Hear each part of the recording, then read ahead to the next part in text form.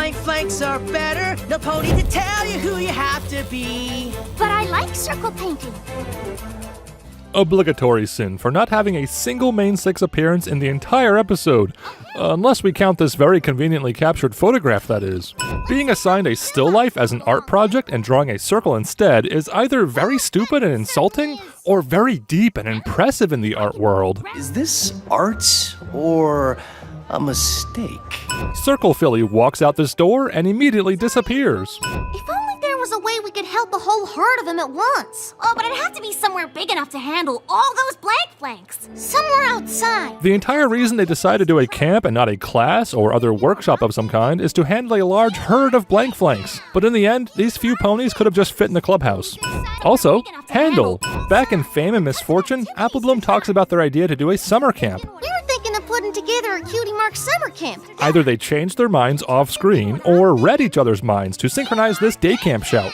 What's the story behind camp friendship anyway? Who owns it? Who supervises the kids? And who gives the kids the authority to divide the property and assume control of the compound as Cutie Mark cult leaders? Starlight should have set up operations here. Few people can leave their marks as much as Lauren Faust having her name on a show she hadn't touched since season 2. The CMC ignore the interested ponies to harass the one pony that's obviously not interested. Great sales tactic. Good luck with that. Rumble is another example of just how intense puberty can be for a pony's voice. Oh, hey, Crusaders. Rumble, where's your lazy brother? He's got the feather flu. This random trash can has been neglected since season 1. Also, Lyra has yet to add this human sock to her anthropology collection. What you got there, little brother? No one casually says little brother like this except to explain one's relationship in an efficient manner to an outside observer. What are they feeding kids these days? Fillies and colts are significantly larger than they used to be. Oh, would you look at that? Circle Pony already has her Cutie Mark. There's a lot of Cutie Mark weirdness in this episode, but this filly torrented a pirated copy of Scootaloo's mark. Rainbow Dash is practically my sister, and she's a Wonderbolt too. These fillies and colts know what's up. Disregard the main characters who have years of development. Fall in love with the random background ponies. Scootaloo carries this horseshoe to Rumble, awkwardly realizes they're about to kiss, so she quickly shifts it to her hoof. Good catch, animators. Applebloom famously can't dance, but she leads this dance lesson anyway. Haiku, Cutie Mark! And I never would have tried without skedaddle. Wow, this haiku stinks. In the absence of insight, syllable count reigns. Also, Circle Haiku Philly wrote this Cutie Mark haiku before the Cutie Mark itself appeared. This stool wasn't here in the previous shot. Scootaloo's eye streaks disappear. This Wonderbolt has a recycled twin sister. We know you'll get your Cutie Mark. Every pony does. You can't be a blank flank forever. Unless you grow up to be an animation error, that is. We never do see Rumble get a mark by the end of the show, so it's entirely possible he is indeed a blank flank forever. But I'm not gonna be put in a box. Don't worry, Rumble. The male characters were never popular enough to be sold in boxes anyway.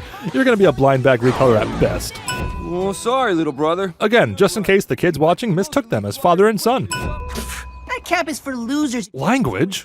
You don't get a Cutie Mark just because you're good at something, or even because you like it. Scootaloo upends the foundation of everything we knew about Cutie Marks, then fails to expound. Haiku Philly uses circle drawing as an example of being able to do different things despite having a different Cutie Mark.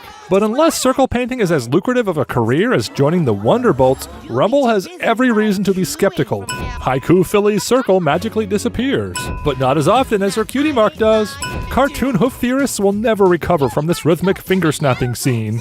This unicorn defeats the purpose of using a bow by levitating the arrow. Unicorns are still OP, please nerf. Wow, you're cracking great. You're grading great! We just can't seem to talk any sense into that Rumble. Applebloom seems to have forgotten his name for a moment there.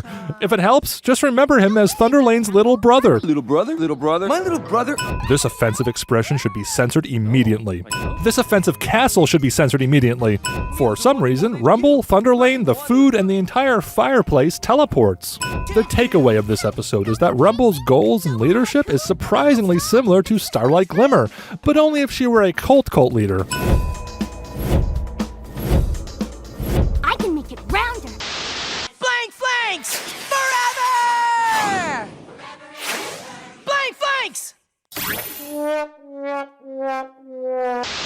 This is our side of the island. That is the bad side, where you can prance and skip around like a magical pixie horse.